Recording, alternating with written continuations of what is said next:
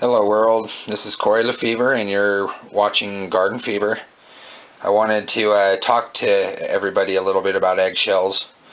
There's lots of things that you can do with eggshells in your garden.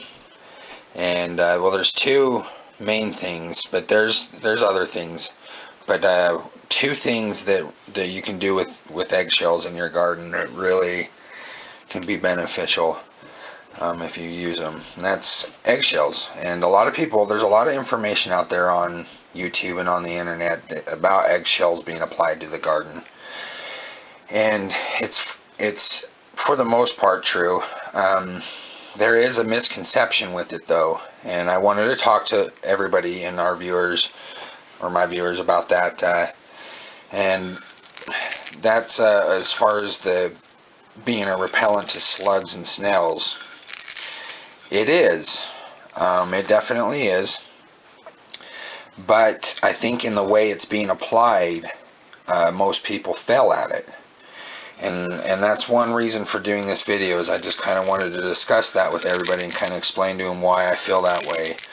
If you notice, I'm really crushing these up.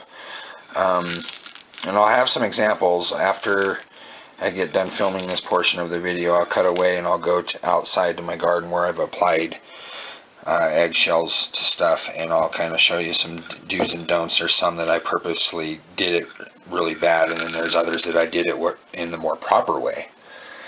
So anyway, one way is it's a good way to get calcium into your soil. How it happens in nature is animals die, bones decompose into the soil in various ways. There's other ways too, like volcanic and stuff, but you know, that's kind of how it happens in nature. But bone, as you all know, breaks down very slowly. It does. That's why we have dinosaur bones still after millions of years. Even though they're pretty much turned to rock at that point, they're still around. They didn't decompose really. They didn't become dirt, that's for sure. So eggshells break down real fast, so they're a fast fertilizer. And for those of you that have blossom end rot or know what blossom end rot is,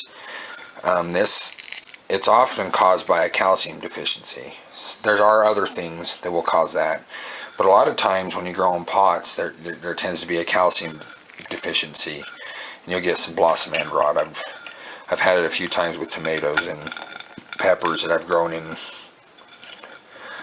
pots that were separated from the earth, and after a while they did good at first, and then they drained the soil in the pot of some nutrients, and it became deficient in calcium. So I started throwing eggshells down, and it helped it. And now I don't get it, not nearly as much anyway, in my stuff. But the other way is to repel slugs and snails.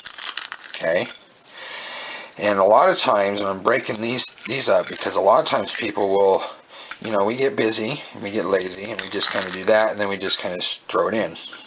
See, these larger chunks right here, they're not going to stop a slug or a snail.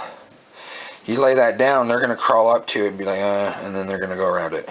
And that's what a lot of times will happen. They'll break it up and kind of do that, and then the snail just kind of wiggles its way through. Or the slug or whatever. But over here, where it's a lot finer, this is like a glass field, and it's like us walking on shards or fields of glass and broken shards. But you've got to kind of break it down fine, and I think that's where most people fail, is they get lazy, and I don't blame them, and they just throw it on there and they think it's going to keep the slugs away. Well, it's probably not going to do a very good job. You've got to break it down further, guys.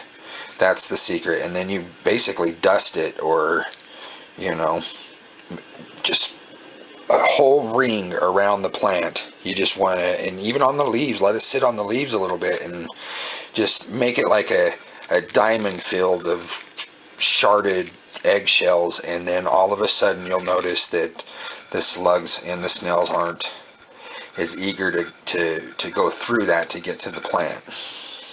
So one easy way to do it, because rather than doing them this way, I don't mind doing this, But you know, you get in a hurry is you put it on a cutting board, preferably a wood one so it doesn't run off, but then you use a dough roller, roll it up. So anyway, I'm going to cut away for now, but I'm going to be back with some updates on stuff out in my actual garden and all. There's some that I purposely did the wrong way, and then there's some that I did, well, at least what I believe is the right way.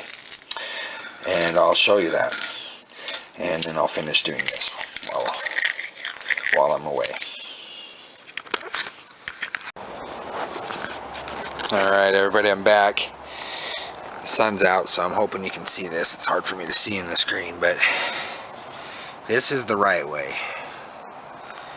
See, look at that. Now if a snail or a slug wanted to go through that, now it's fall, so I apologize for not having like spring examples, but there's some plant left. But if a snail wanted to go through that to get to, let's say, that plant to eat it, look at what it would have to go through to get there. And that's the proper way to do it. You have to really break it down into like small shards and spread it all around the plant so that it really deters the slugs and snails from going there. Here's another example of the right way. Now there is such thing as putting too much calcium, but I've been applying it this way for a long time now, and I haven't really seen any negative, only positive results from doing it this way. Even this is too big. You want to get them smaller. These are some examples. Let's see if I can shade it out a little bit. That's not very good. See, that's not applied very well. This is one that, if you get up here close, a snail will find its way through that. Same with this one. And this is really bad. But on these ones, I really aren't doing it to, you know, you might not necessarily be doing it to repel snails and slugs, and just do it for the calcium. If you do it just for the calcium, this is just fine. Just throw it on there, spray it around a little, and that's all that matters. But if you want bug repellent, you need to make it hard for them. That's what you need to do. Anyway, this is Corey Lefevre with Garden Fever. Share, like, subscribe. More videos to come. If you have any ideas, anything you want me to do a video on, let me know. I'll leave my email in this description too. But for now, till next time.